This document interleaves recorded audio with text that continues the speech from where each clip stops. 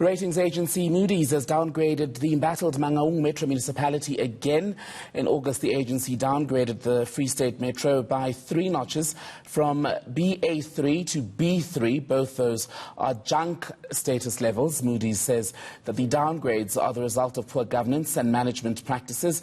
Let's break this down now and bring in UNISA's political analyst, Professor Dirk Kotzer. He's joining us live from our Pretoria studios tonight. Prof, a very good evening to you, and thank you for being with us. So it seems that where our municipalities are concerned, it never rains but pours, doesn't it?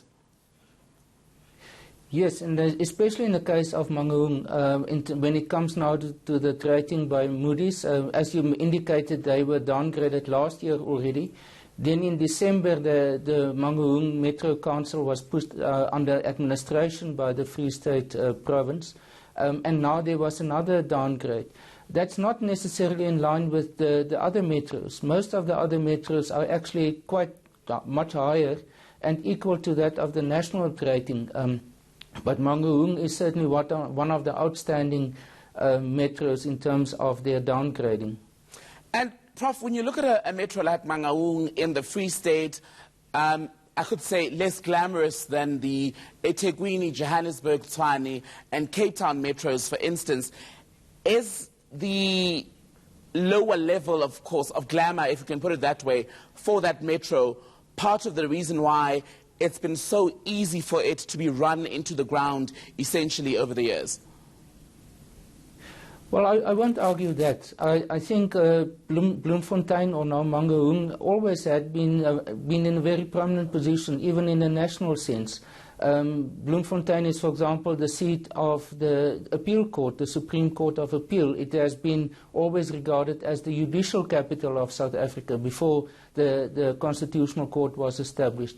So in that sense, it is not sort of a backwater type of center, and that it doesn't have the prominence that it should deserve.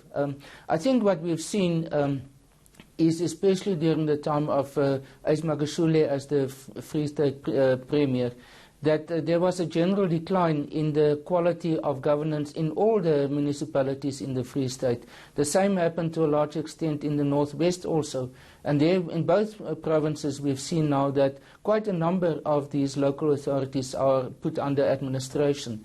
I think in the case of, if you go back into the history of the Premier Ace Magashule, he concentrated very much on local government in order to implement his plans and to become involved in corruption. It wasn't always only at provincial level, but local government played a critical role in that process. So I think they are paying the price for that now.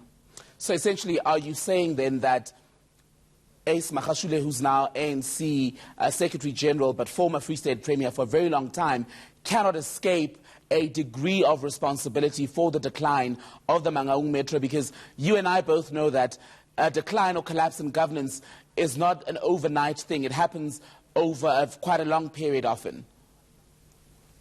Yes, that is indeed so. If you read, for example, the book about Ace Magashule that was written by Pierre-Louis Meyburg, he goes into absolute detail about what happened in the Free State and the interaction between the provincial government and local governments. And that doesn't only include Mangaung, but many of the Free State local governments, and how they were almost raided by the provincial persons and the contractors who became involved.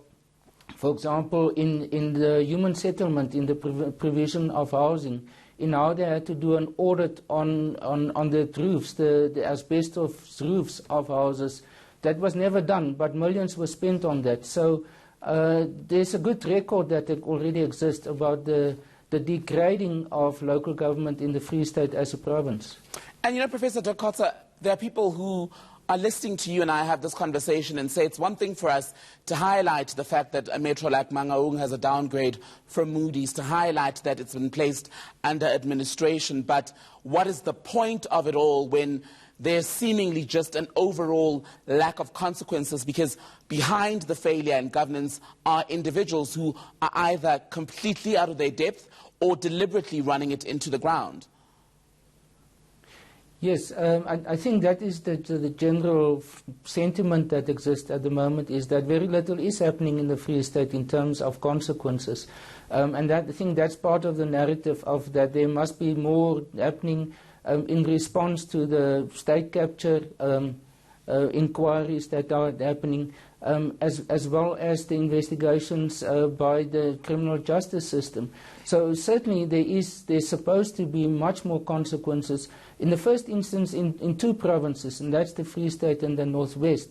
Other provinces have mixed records. We know that, for example, Makanda, or the former Grahamstown, is also under administration at the moment. So it's not confined only to the Free State and the Northwest. But I think if you want to generalize, those are the provinces that really stand out.